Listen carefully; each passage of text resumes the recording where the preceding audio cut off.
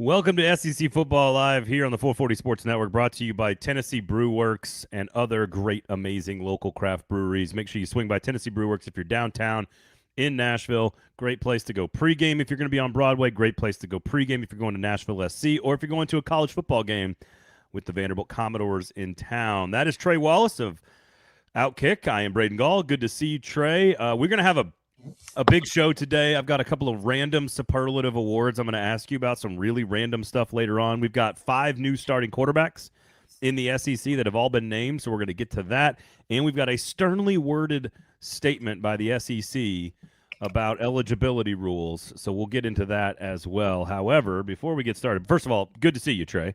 Yeah, good to see you too, bud. But before we get started, this happened literally like not even 3 minutes before we started the show. And for you and I to be Tennesseans and to be you may be more of a Knoxvillian. I mean, I guess I lived in Knoxville for a while, but, I'm a Tennessee grad. You've been in the state a long time. Dolly Parton has passed away. This is a woman who I don't even know where to start on what she means to people in this state. My children learned how to read because Dolly Parton was sending us books when our daughters were born because of the programs she put in place. She is, for people in Tennessee, from Tennessee, of Tennessee, went to UT. My kids have been to Dollywood. She is a larger-than-life figure that means a lot to the people of this state. And so kind of shook here to start the show with the passing of Dolly Parton. I am lost for words. I am 15 minutes away from Dollywood right now. Like, I am, this sucks. Like this, yeah. I mean, I don't know how else to put it. Like, I knew she had some health problems recently. There's been a lot of talk in this area. As I moved, to Nashville, I had to come back and handle a couple things. But yeah, man, I don't know. She's done so much for the community, so much for the country. But at the same time, man, I mean, you can't go anywhere in this area without something she's contributed to. So, yeah, man, horrible news. I hate to see it. 80 years old, she lived a great life, but at the same time, my goodness, like I just, man, shook. So, yep. I think the most important thing, look, this is an SEC show. We're going to talk SEC football, but I think what's important to remember is like there are certain characters in our sort of like in each one of our little regional cultural bubbles, like whether you're a Georgia fan or a Kentucky fan or an A&M fan, Florida fan with Tom Petty or these artists, like if you're an Ole Miss fan, you have so much in literature with John Grisham and Faulkner and all these guys. Athens is such a cultural hub for great rock and roll music with REM and Widespread Panic. And there's just so much. You go to Muscle Shoals, Alabama. You go to Macon, Georgia. There's so many parts of the South that are just filled with these larger than life cultural figures. And for Tennessee, I mean, Dolly's like it, man. I think Dolly could have run for president. Yeah, and gotten a lot of votes, man. And the crazy thing is, I think it was like a month ago. I don't know. She had made an appearance at her new truck stop, which is on essentially 40 going to Nashville. Yeah, and she looked good. I know how things can get dressed up a little bit, but yeah, man. So yeah, horrible news. Yeah. I'm sure the University of Tennessee will do something. East Tennessee State will. A lot of schools around here will do something to honor. And I would imagine, I'll be honest, I'll probably drive over to Dollywood once this is kind of done and see all the. I imagine stuff. there's a lot of people showing up. Yeah. To put flowers out and stuff. I bet you there's a lot of that. So yeah. So yeah, sad news, and hate to see it. I don't know why this one stings more than others. But because she's a hero, man. Like she's a spectacular, important. She's one of the most important Tennesseans of all time. So I think it's okay to be weirded out by it, man. I think you're yeah. right. It'd be the same thing if. Like I will tell my daughters will come home they're going to walk home from school in like 2 hours. And right. I will tell them about that. Like one of the first things that we talk about, like their favorite Christmas album is Dolly Parton Christmas. Like it is their favorite version of Rocky Top is Dolly singing it, man. Like OG Dolly, like not recent Dolly, like 60s, Right. 70s Dolly. Like that is like they know Dolly, man. And so I'll probably be watching. We'll probably watch Still Magnolias tonight. There you go. Classic movie. All right. If you need to drown your sorrows, check out one of these local exactly. Tennessee Brew Works, Yazoo Brewing Company, East Nashville Beer Works, the 3 great local breweries, great places to go hang out and have beers. And if you want to go reminisce, I imagine there'll be Dolly on like every radio station, every like in-house music channel, everything's gonna be playing Dolly. So go celebrate her life and have a beer. She'd probably like it that way anyway. That's probably what she'd want you to do is go listen to some music and have a beer.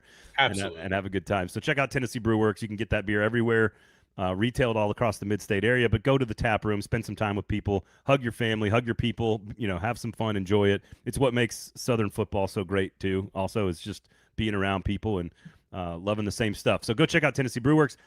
And let's get started here with SEC's sternly worded statement. I'm going to paraphrase. That's not allowed, is what the SEC said about players going to do something professionally and then come back to college. This, of course, off of the tight end Wright who played at Ole Miss. Lane Kiffin just kind of doing what everybody else in college football is doing, frankly, which is just like, let's see how far the rules can bend before they break. Right. And he's coming back, I guess, to play at LSU. Lane Kiffin's, he's out there having to defend himself. I don't think this would get nearly as much attention if it wasn't Lane Kiffin. I do think that's unfair, partly unfair, but he pulls it on himself, man. He pulls it on himself. So the right story, Kiffin of it all, and the SEC statement. What do you make of where this is going? Well, I'm not going to give you as much slack with Kiffin because LSU behind the scenes, I'm told, were the ones that were kind of pulling the trigger on this part to call up some NFL players, see if they're interested. Have them file the lawsuit in a Baton Rouge court, the 19th District of Louisiana. So, this has been part of the plan, I guess is the best way to put it. Now, tying LSU directly to that, good luck. But I've been told that they were reaching out. I mean, Todd Monken didn't just come out of nowhere and say, Lane Kiffin called him last week for nothing. Like, it is what it is. I think the statement from the SEC was a holdover until they got into place Tuesday afternoon and Wednesday in Birmingham, where they'll be meeting. They're meeting right now. Presidents and ADs are meeting to discuss how to enforce this. The problem is LSU is not the only one in the conference that's doing this. Kentucky, Missouri, and a few others. We're looking at oh goodness, I'm forgetting his name now. TJ Harden, the running back. Texas got the offensive lineman already back. But in that one, there's not really a difference in that one. The reason why a lot of folks were upset is because Texas. Well, let me rephrase this. Cole Hudson's representatives negotiated with the NCAA for them to take that out of court, meaning they probably, I think when it comes out, because the NCAA has been pretty quiet to me and a few others. When it comes out, I bet you he serves a 1-game suspension like Arian Carter had his knockdown to on Tuesday because of the process. Let me back up real quickly. By the way, Daquan Wright, tight end for Ole Miss, the big guy who was just so much fun to watch playing in that shambles offense.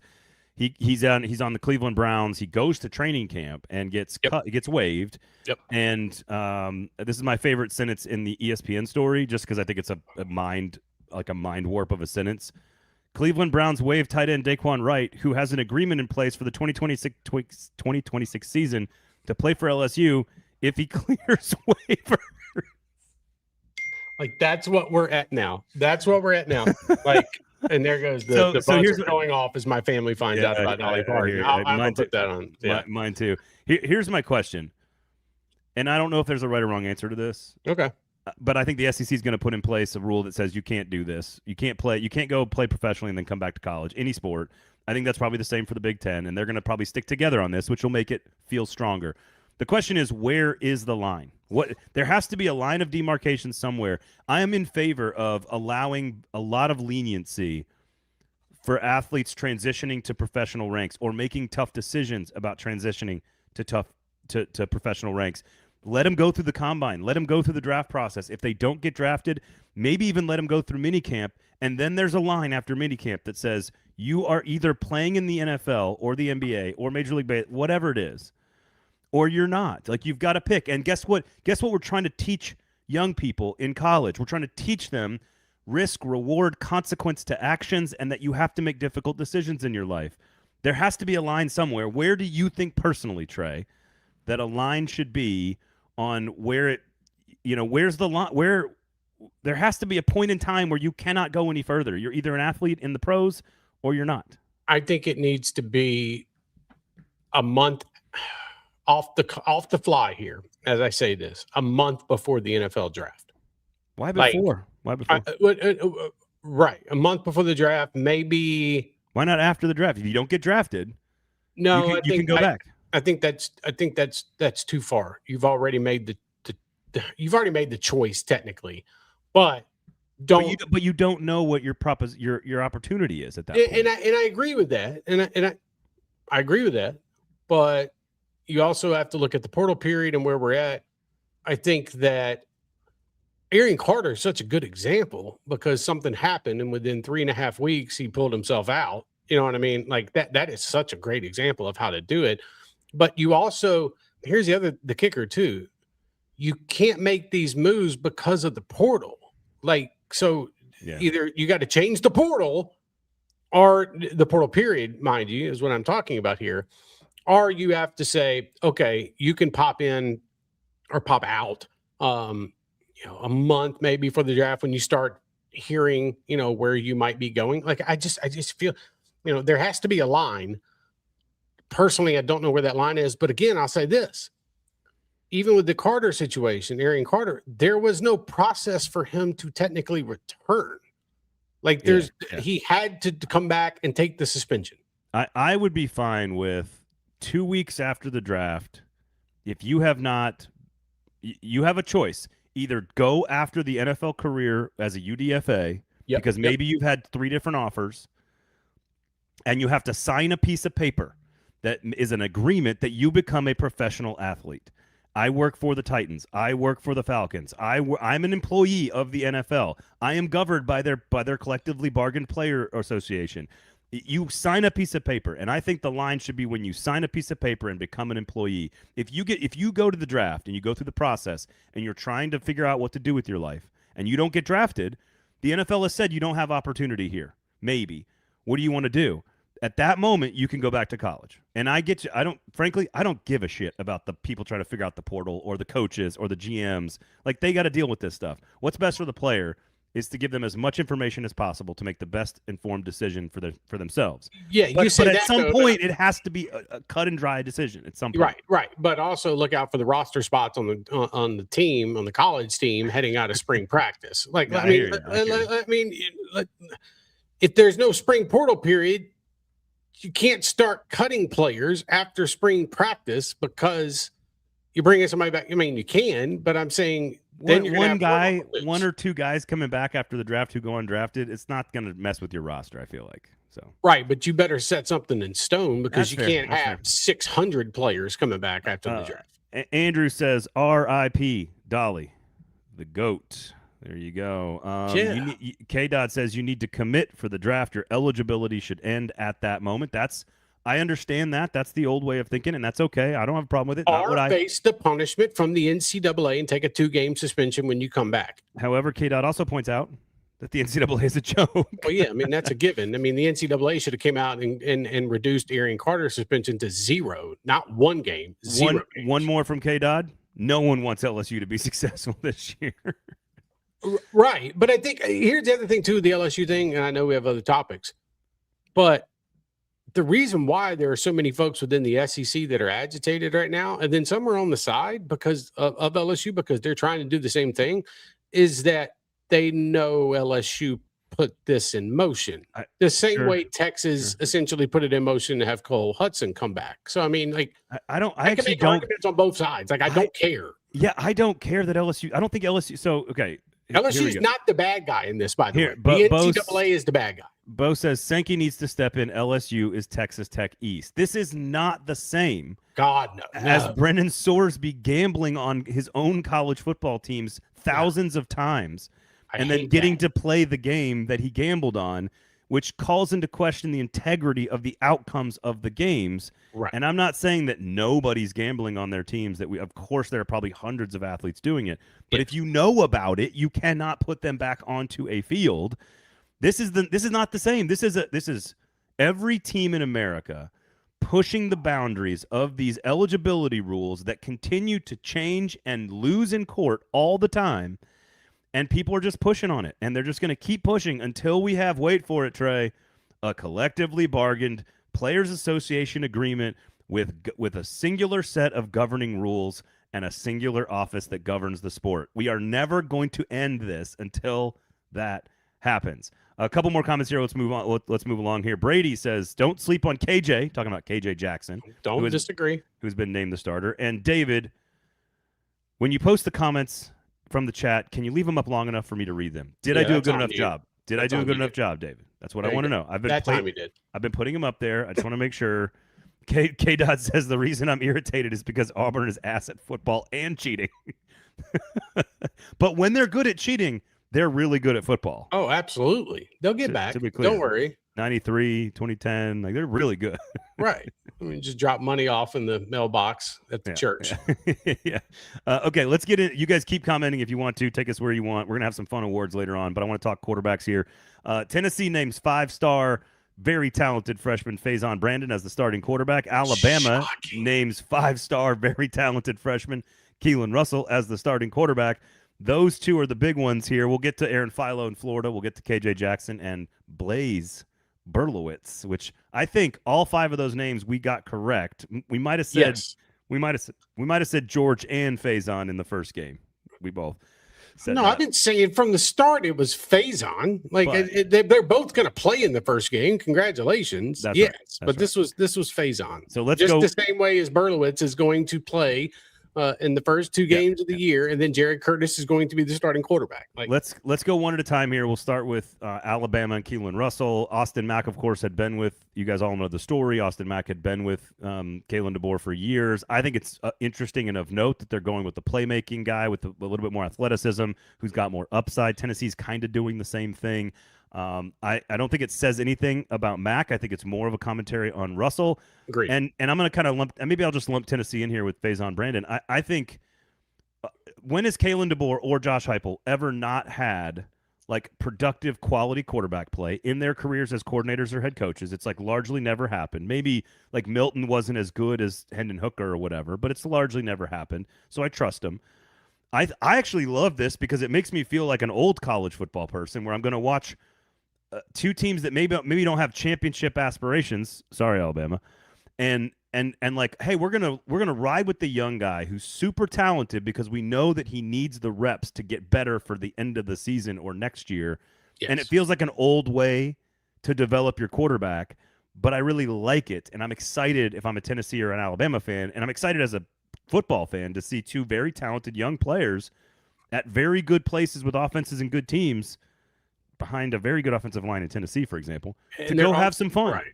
Well, they're also giving them an exhibition to prepare themselves for week 2. Like, so I understand the decision by Heupel and by DeBoer, and both of them will have an opportunity for live game reps and then move forward. Like the big one for Tennessee is obviously going down to Georgia Tech.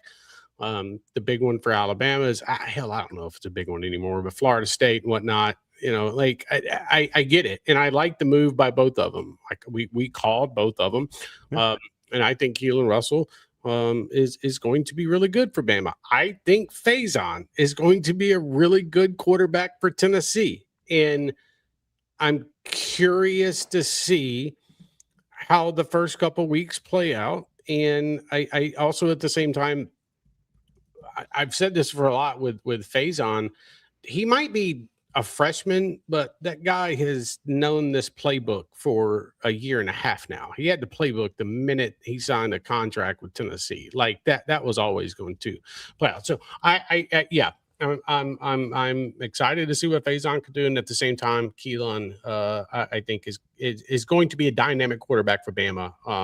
You know, if not immediately, give it a couple of games, you'll see some sparks. Yeah, I think they both could be very, very good by the end of the year.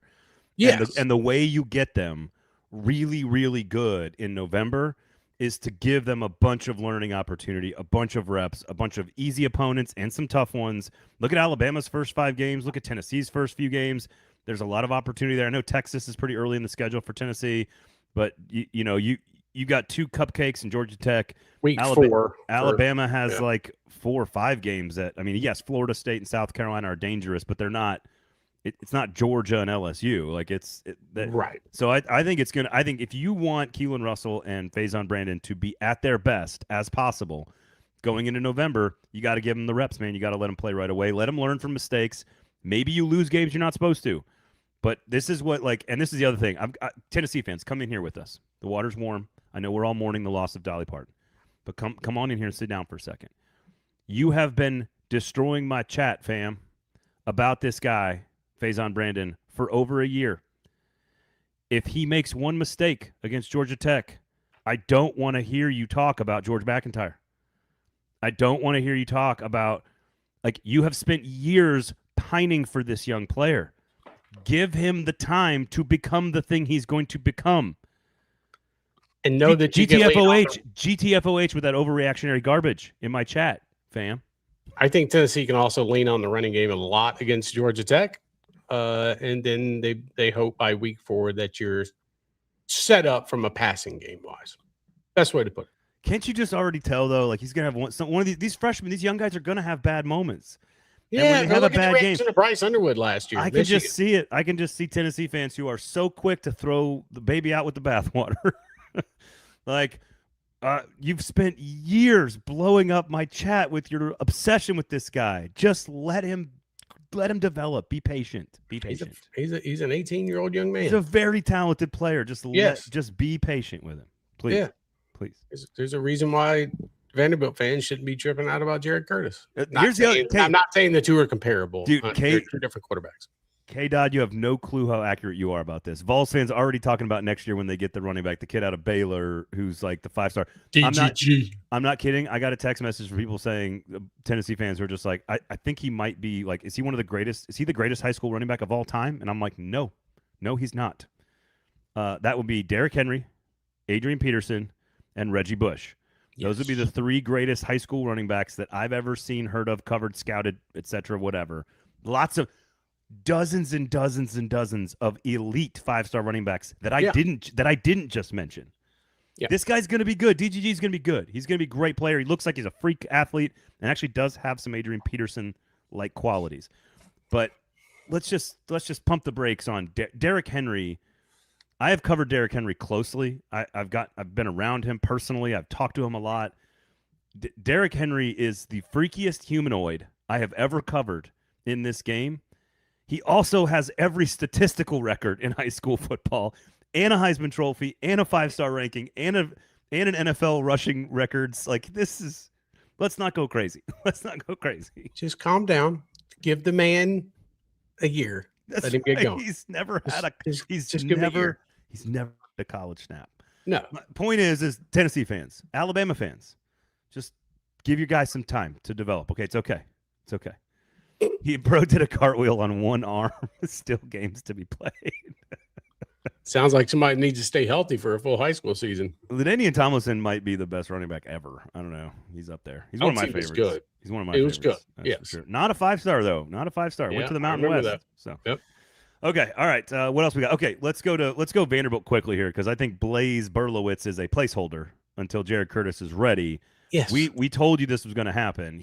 Jared Curtis needs time to process SEC defenses. So I don't think there's a lot to talk about with Vanderbilt. The question is really, I think the bigger question is sort of how much lingering effects of success under Clark Lee will kind of carry over to this next phase of Vanderbilt football with Diego and Stowers and these guys gone. I'm curious, how much does that foundational success that they're building hold up a quarterback situation that's clearly not going to be as good as it was under Pavia the last 2 years? I think either quarterback on the roster is good enough to get them 7 wins this year. Personal opinion. I do think Jared Curtis is the future, and I promise you, Clark Lee feels the same way, and so does Tim Beck. But at the same time, this is a process, man. Like this is, you've got to get him up to speed, and I think Vanderbilt has time for that as well.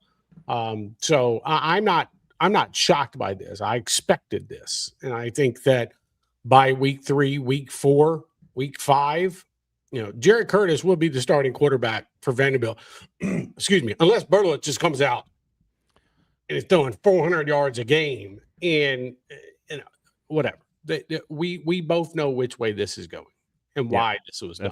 That's right.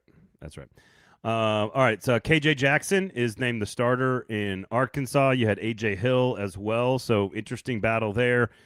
New head coach Ryan Silverfield goes with KJ Jackson. I like it. I don't think there's any surprise there either. Neither of these guys had a ton of experience, so a lot more predicated on what happened behind closed doors during practice, during training camp this summer. So KJ Jackson, I think he was the favorite to get the job. Yeah. He wins the job.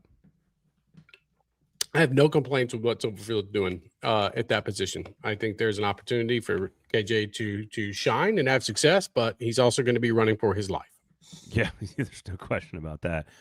What is a reasonable expectation for Arkansas? 4 wins? Is that too much to ask?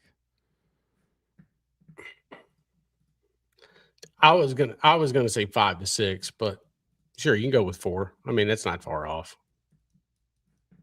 Okay, I think it's fair. I think it's fair.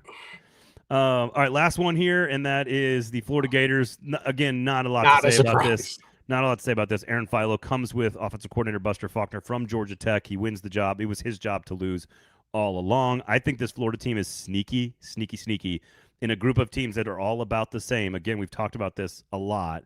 Tennessee, Missouri, Florida, South Carolina, Auburn, Vanderbilt, they're all in this group, and some of them are going to be very disappointed this year. Some of them are going to be very excited this year. I think Philo being older, Faulkner being brilliant, and the roster around him at Florida makes them a very intriguing team. You and I both are big believers in John Summerall, so it'll be very interesting to see what happens with Florida. But Philo is your starter. 8 wins for Florida this year, and they are in a few games that maybe you would think they would not be in. And watch out for week 4. I'm just telling you, Ole Miss, like you put all your eggs in that basket against LSU. I'm not saying Florida's going to win that game. What I am saying is that is the trap there. We are going to get to the Ole Miss fan base. I know with one of my superlatives. Make sure you check out. Speaking of Mississippi, make sure you check out Yazoo Brewing Company, which is based in Nashville. But the Yazoo, I believe it's the Yazoo River that runs down there, which is which is what it's named after. So make sure you check that out. Obviously Mississippi Delta roots in the Yazoo Brewing Company. So go support them. They got the Daddy-O Pilsner, which features his grandfather, the founder of Yazoo, who played at Ole Miss in the SEC football player. So they got a beer named after an SEC player.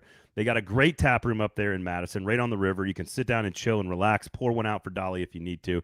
They got really great pale ale, great Heffenweisen. That's one of my wife's favorite beers of all time. Grill Shack burgers and fries. Check out Yazoo Brewing Company. Recognize that signature red label everywhere you go. So make sure you check out Yazoo, the OG craft brewer here in Middle Tennessee. Make sure you check them out. Okay. So let's get into – I've got some superlatives here that I wanted to ask you about, and these are sort of like random some of them are like real, and some of them are supposed to inspire some like silly and goofy kind of commentary here. Some of them have been shoehorned in for a variety of reasons. So I'm going to just ask you a bunch of different categories here, and you're going to give your answer. I'm going to give my answer, and we'll kind of go around and round, okay? Sound good? I'm ready. I really want a cold beer now after the news. All right. Something a little bit – I hear you. More mind-numbing than that. All right, go ahead. Well, they have those at East Nashville Beer Works. There you go. East Nashville Beer Works. They make their own THC beverage. Again, I want to see what you were talking about. I want to see what that process is. I want to see what the process is of making the THC beverages. I just want to see what it looks like and how does it work. I want to know. It's like cooking weed butter back in college. That's right. That was always fun. Just pour the whole bag in it. You're good. Are LSU and Florida fans setting themselves up for disappointment with high expectations for the first years of their new head coaches? Great question. What do you say, Trey? I don't think LSU fans are. I think it's warranted. I would hope the expectations for Florida fans are somewhere around like 8 wins. If you get to 8 wins, I think that's a really good year for Florida. I don't see Florida making the CFP. So Florida is going to be a problem for a number of teams this year. LSU, you damn well better go out there and win. I'm not saying you got to win a national championship, but I am saying is you better be in contention the first week in November. Well, how about this? Who is the better head coach currently? John Summerall. No. Who's got the better career? Who's the more established coach? Who has more skins on the wall? Lane Kiffin. Yeah, who's got the better quarterback right now today? Lane Kiffin. Who has the better roster overall right now on paper? Lane Kiffin. Who has the better schedule between the two right now on paper? I think it's LSU. Yeah. My point is the expectations aren't the same. No, and I'm not saying that's not what Bo was saying. No, I know. I'm saying like LSU should be better at everything than Florida, in my opinion. Correct. And so having them in that top 10-ish range where you're going to go, I think they could make the playoff if things go right. I think that's the appropriate expectation. Winning a championship, not appropriate. Florida, I think making the playoff, not an appropriate expectation. But if everything goes right, they could be like a 9-win team. And could be like South Carolina from a few years ago. That's right. They get hot late. Things come together. All of a sudden, they're surging into November. They're ready to go, and they're beating people they shouldn't. And I think they're going to be well coached, and they're going to be a total chaos agent in this season. Yes. Which is one of my questions here coming up in just a second. So, go ahead. All right. Okay. Let me see here. Let me pull up these questions. Okay. First and foremost, I want to know from you, who will be the absolute biggest disappointment in the SEC? Coach, player, team, you can put it all together into one. At the end of the year, we are all just going, I can't believe that happened. Who's it going to be? Man, I really wanted to say one.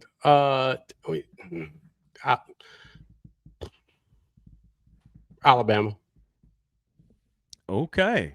All right. Are we talking about like expectations? I mean, it's your award. You can give it up to Alabama. That's fine. Right. I'm gonna give it to Ole Miss. See, I was going back and forth. That was like going back and forth in my head because that September 19th game. I'm not trying to put it all in one game, but whoever, I think Ole Miss is putting everything into that game. I'm gonna go with Bama, but I don't think it, is into the world for the folks that have a decent mind. Andrew says Bama could be 4-4 and fire DeBoer. 4-4, fire DeBoer. That's got a nice ring to it on the message boards. I mean, the easiest. Have you seen their schedule? They're going to beat most people. The easiest answer would have been Oklahoma because they just gave Venables that extension. God, nobody's talking about Oklahoma. It's crazy. I'm telling you. I kind of agree. I think it's one of these teams that is picked to make the playoff. Yes. And the one that I'm going to stick with I could be dead wrong about this, and I understand that Trinidad Chambliss and K1 Lacey could be good enough to do this and totally prove people like me wrong. But at the end of the day, it has to be one of the teams that's picked to be the playoff. One of them is going to poop themselves. Yes. And I don't know, like it could be Alabama, it could be Oklahoma, it could be LSU, it could be A&M, it could be Ole Miss. I think one of those teams is going to end up like 8-4. And even though they're a good football team, we're all going to look at the season as a disappointment. The world's coming to an end. I'm picking Ole Miss. Yeah, I'm taking Alabama. Okay. All right, that's fair. I think that's fair. We got a couple of votes hoping for LSU, says Cronky. A lot of y'all are hoping for LSU. Andrew says Georgia. I just think they're too good, man. They got established quarterback, the best coach in America, great defense. Like, they're going to be good, man. Yeah. To break it. Definitely LSU, says Bo. Noted Texas A&M fan. Auburn, K-Dot says Auburn won't be the biggest disappointment, but they will keep steady with this year's past disappointments. I think they're going to get better. They will not have a losing record, K-Dot. And they won't lose to Kentucky. There you go. I tend to agree with that. All right. Here's one. We've talked about these quarterbacks. Who is the quarterback that's not – we're not talking about Heisman caliber guys or first-round picks, Arch or Chambliss or even Sellers, but who is the guy that becomes the household name, that becomes a Heisman finalist, that is not in that category right now? Who is the breakout quarterback in this conference by the end of the year? Oh, man. breakout quarterback by the end of the year, right? End of the year. I just mean we're gonna look at the end of the year. We look back on this season and we go, that guy turned into a star, right? Like Kamario Taylor is a perfect example. I was gonna right. I was gonna say Kamario. I'm gonna go Faizon Brandon. I think that's fair. I'm gonna go Faizon Brandon. Yeah. Okay. I mean, this one's easy from Marcel Reed. I think Reed's almost already in the category of like right. Like too Marcel good Reed is like. It's Byron Brown. Is Byron Brown not allowed? Can I pick him? You can take Byron Brown. I think Byron Brown could be a Heisman candidate by the end of the year. And Auburn still goes like 8-4, and that's a good season. But his numbers, he's going to have the highlight reel plays. They're going to be playing from behind in a number of games. I like that pick. He's got the dual threat ability. Like this guy could be a 4,000-yard player by the end of the season. I should have took Byron. Give me Byron Brown. Yeah, I should have taken him. That's You're taking Faizon Brandon. I'm taking Faizon Brandon. Okay. Worst first-year coaching job. You got 6 new coaches. Technically, we're counting Kiffin. We're counting Goulding. 6 first-year head coaches in the SEC. Who does the worst job? I hate I have to go first every time. It's my show. Yeah, I know it is. Yeah, man. Silverfield's too easy.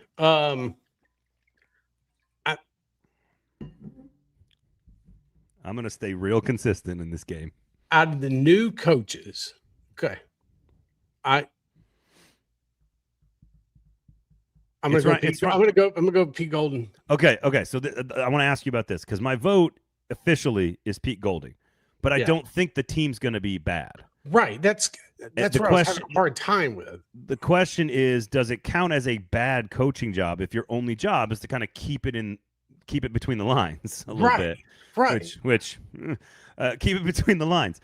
And if that's the job and he does that, that doesn't mean you did a good job. It didn't mean you make the playoffs. Chambliss and Lacey could do enough to keep you in almost every game, probably. Like, there's a chance that Arkansas is just not good at all. And that's why I can't put Ryan in there. Like, I'm sorry. Like, no, but it might be his fault, is what I'm saying. Well, I mean, like, look at Memphis up for that Arkansas. That was but Memphis loses games every year they're not supposed to teams they should not lose to. Like, he was not. Memphis fans were fine with him going to Arkansas. UAB. I'm just saying, who is gonna? I think Golding will do not like he won't do much, good or bad. As long as Pete Golding just doesn't screw it up. Yeah, you can't say that he did the worst coaching job.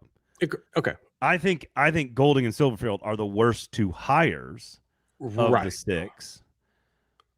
I just think Arkansas could look really bad for big chunks of time, and that will be on the head coach, whereas Ole Miss is probably not going to look bad much. They might lose some tough games, but they're probably not going to look bad very often. Venables loses 3 games this year, 4 games. He's going to be in that conversation. But he's not a first-year head coach. I know he's. I know he's not. I'm just. You got me thinking about coaches in general. Well, biggest disappointment. I did not think about Oklahoma much for that, but I think you're right. If they go back to where they were 2 years ago and the year before that, maybe last year was the outlier. Like I don't know. So.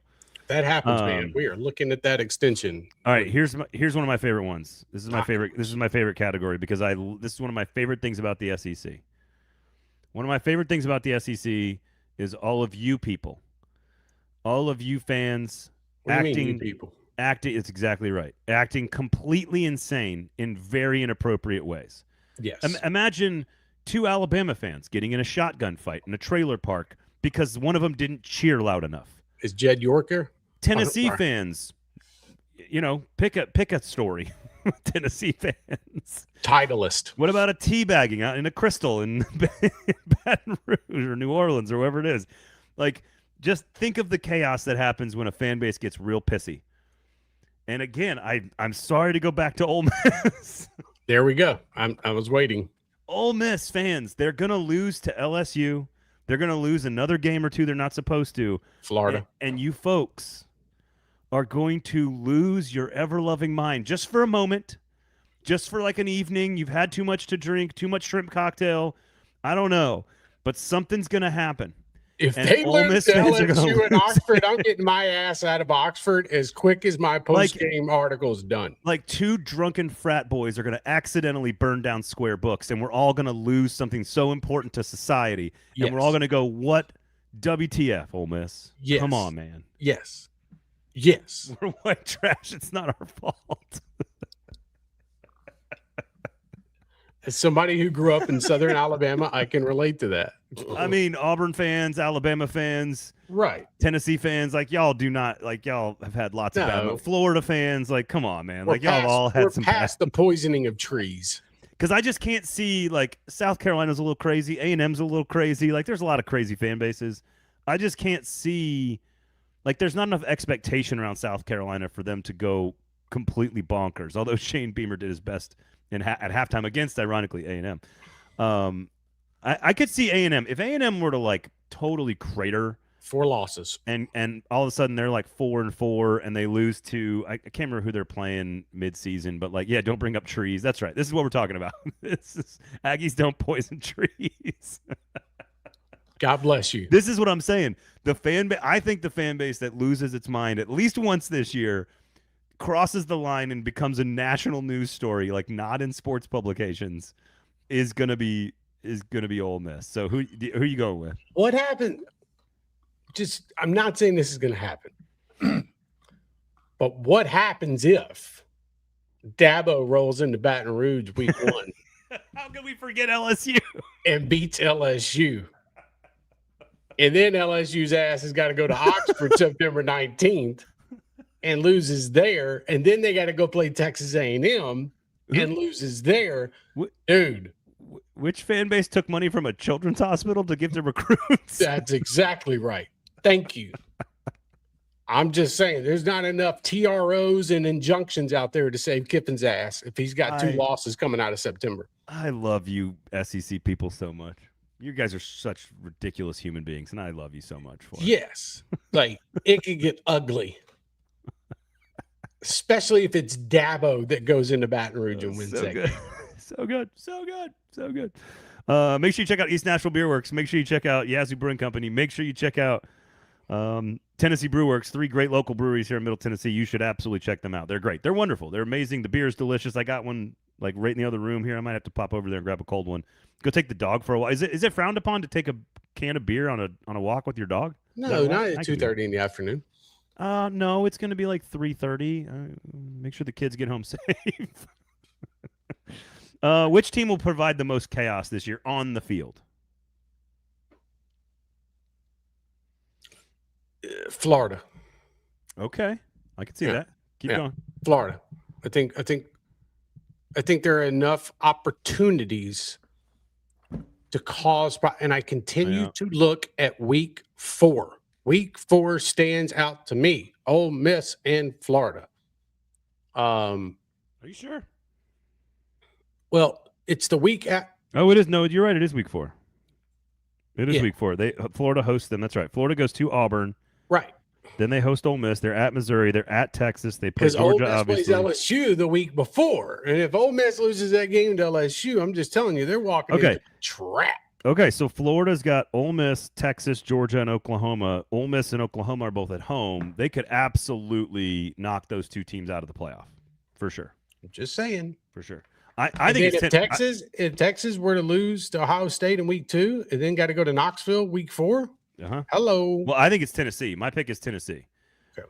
Because Tennessee gets Texas and Alabama and LSU, all 3 playoff teams, all of them at home. They go to South Carolina. So they, like Florida, will also play 4 like earmarked playoff teams. Yeah. I don't think that Florida or Tennessee are good enough to make the playoffs. You might be able to put South Carolina in this group too. I don't think they're good enough to make the playoffs, but they are good enough to screw up your season. And I think Florida's going to get one. Ole Miss. I think Tennessee's going to get one. Alabama. And I think... And I wouldn't be surprised if South Carolina got one. I wouldn't be surprised if you know who could cause some chaos this year? Mississippi State could cause some chaos this year. They are not being paid attention to. I agree. I agree. It's something to keep in mind. I'm just saying, Lebby. I think I take beer. I take beer to Sam's Clubs. Well, exactly. Right.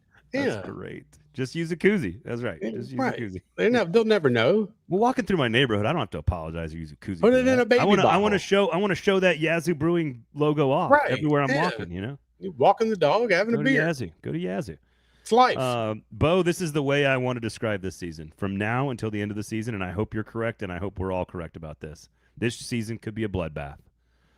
And it's going to get ugly. And I hope you're right. I hope you're right. I'm just guys. There are going to be some games that catch you off guard. But go ahead. But that's the beauty of this thing, man. I know it is. I'm not saying it's a bad thing. I'm just saying it's coming. I promise it's coming. Okay. Look, man, I'm super excited about this year. I think there's going to be so many fan bases that lose their minds. I just think it's going to be chaos. It's going to be great. It's going to be fun. The algorithms and the timelines are going to be lit. It's going to be God talking about all this other shit. I'm just trying to talk like a Gen Zer like all the time now. I'm just like, it's going to be God tier cinema, Trey. It's going to be just straight fire, bruh. God tier cinema. Crown emojis. You know what I mean? The chat is lit, fam. Yeah, bruh. No cap. We're here. I can't wait for that second string quarterback in the NFL to go to one of these SEC schools about week 4. I was at Titans camp because I go to Titans practice every day. I was out there today. I was out there today, and I'm just like, I'm so tired of watching Will Levis throw footballs as a third stringer. Hendon Hooker and Will Levis are both on the roster. Go back to college already, Will Levis. I know Hendon Hooker and Will Levis. That was such a huge debate with Titans fans because they're they're Vols fans. Right. And Titans fans, and they're all just like, Will Levis was terrible in college. He'll never be any good. Hendon Hooker is clearly an NFL quarterback. And I'm just like, guys, I love Hendon Hooker. I like, he's awesome to root for. Great guy. He is not an NFL quarterback, nor has he ever been. He's tried on like 5 teams. Will Levis at least has had some moments of good quarterback play in the NFL, but he's not an NFL quarterback either. They're both bad. Here's your crazy thing. The best quarterback to come out of that group was Joe Milton in the NFL. No, he's not. He can't throw a football either. I mean, he could throw. That would get a reaction. He could throw him over the mountains. I'm just. I bet you could throw a football a quarter mile. Absolutely. But he cannot complete passes. He never could in Tennessee either. And he couldn't in Michigan. Was on his 9th team in 9 years. I will never forget saying in summer camp, training camp, that Hendon Hooker should be the starting quarterback. That Joe Milton is not a good thrower of the football, unless you're like 5 yards faster than he thinks you are. Run. Yeah. Now throw. I know you got to run. Thank you guys for hanging out. We're going to be back. We got college football this weekend. You got TCU and UNC. You got some Mountain West stuff. San Jose State and USC, North Carolina State and Virginia. Go get your gamble on. Go have fun. And when you're doing it, when you're watching ball on Saturday, drink yourself a Yazoo brew. Drink yourself a Tennessee Brew Works. Get yourself an East Nashville Beer Works. 3 great breweries here in Middle Tennessee that you should support. Support small breweries and small businesses like Fox Sports. Yeah. For another, I piped out.